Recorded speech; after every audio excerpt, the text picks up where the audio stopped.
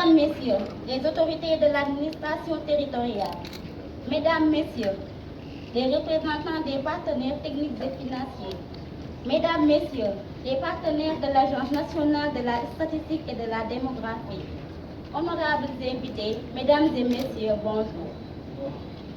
Je voudrais, à l'entame de mon propos, adresser mes salutations distinguées à tous ceux qui ont répondu à l'invitation de l'Agence nationale de la statistique et de la démographie, ANSD, à prendre part à cette cérémonie marquant le démarrage officiel du 5e recensement général de la population et de l'habitat, RGPH5.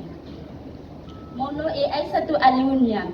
Je suis agent recenseur sélectionné dans la commune de la Médina. J'ai l'honneur de m'adresser à vous ce matin pour dire un mot au nom des agents recenseurs du Sénégal. Tout d'abord, je félicite mes camarades, agents recenseurs retenus à la suite de 10 jours de formation intense pour participer à ce grand projet national qui est le 5e recensement général de la population et de l'habitat. Nous, agents recenseurs, sommes conscients d'une chose. Le RGPH5 est d'une importante capitale pour notre cher pays. En effet, le recensement permet de connaître la composition et les caractéristiques de la population de l'habitat du Sénégal. Il permet également de connaître les besoins et les défis auxquels notre pays est confronté. Tout ceci permettra à l'État de prendre des décisions éclairées pour améliorer la qualité de vie de tous à travers la planification des politiques publiques pour mener au développement de notre pays sur le long terme. Mesdames et messieurs, nous voudrions prendre un moment pour remercier nos formateurs qui nous ont aidés à assimiler les concepts et maîtriser les outils afin de réaliser cet important travail. Chers formateurs, votre engagement et votre volonté de réussir sont d'une inspiration pour nous tous. Vous avez su nous accompagner durant tous ces derniers jours, malgré les difficultés liées à une opération de cette taille. Mesdames, Messieurs, au nom de tous les agents recenseurs, nous nous engageons à mener à bien ce travail, qui est avant tout un acte civil. Nous nous engageons à collecter des données exhaustives, fiables et détaillées sur la population et sur l'ensemble du territoire. Nous lançons un appel à nos parents en leur disant de nous ouvrir leurs portes et de nous faciliter le travail, car ce sont leurs fils et filles qu'ils recevront. Nous terminerons par encourager nos camarades agents recenseurs pour ce travail qui nous attend, car nous sommes la pierre angulaire de ce processus. Je suis recensé, je compte, l'hymne Numa, moi Bokna. Merci. Je vous lis tout simplement le texte en guise de témoignage pour le partage d'expérience pour mes frères et sœurs agents recenseurs ici présents. Chaque matin, avant de quitter ma maison, je m'habille en bon acteur de terrain. Je m'équipe de tous les matériaux nécessaires sans oublier l'itinéraire déjà tracé dans ma tête. Je marchais souvent seul et le plus souvent accompagné de mes pensées et de mes désirs.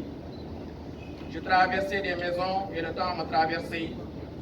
J'esquive certains regards, un simple salut suffit, le temps m'était compté. 3 phénomènes intervenaient régulièrement dans mon aventure. L'éducation de mes parents à la maison, celle de mes maîtres à l'école et l'application de tout ce que j'avais retenu de la formation comme agent recenseur. Le questionnaire est long. Il irrite certaines personnes. Il exalte d'autres et fait rire une infime partie de la population. Rien n'est laissé au hasard. Toute la vie de l'individu et de la famille est passée en revue. Je ne voulais pas terminer de questionner, tant cela me procurait de plaisir d'être en face des gens, qui certains très connus, d'autres que je voyais et d'autres encore dont je n'ai jamais entendu parler. C'est vrai que dans une certaine mesure, au-delà du service rendu, à notre nation, on était là pour des sous. Mais si c'était le seul objectif, on aurait souvent été déçus. Ce travail nous occupait et tant qu'on est occupé, on vit, et loin du mal, car le mal a horreur du vide, il ne tarde pas à l'occuper. Dans nos entrevues, nous avons scruté beaucoup de visages. Certains sont furieux, mais dans l'espoir. D'autres sont pensifs et curieux, mais dans le désespoir.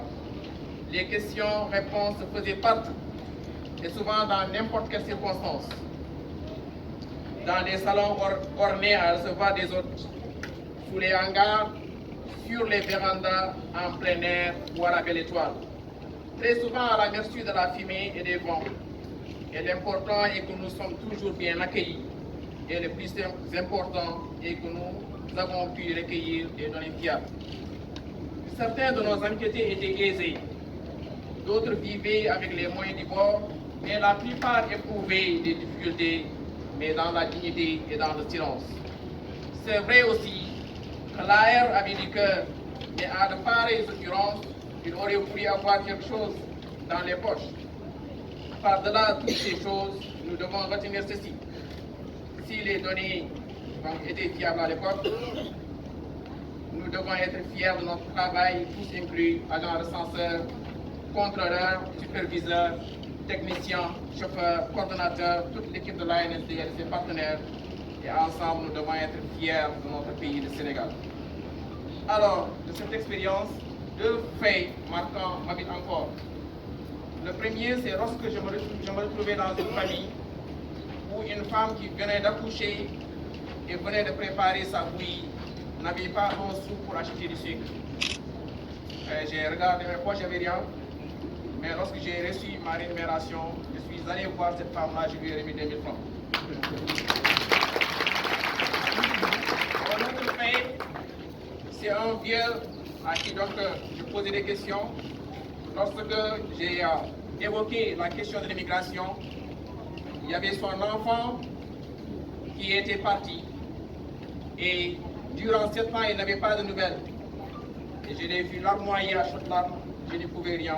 J'ai partagé tout simplement le sentiment. Donc voilà tout ce que je voulais partager avec vous.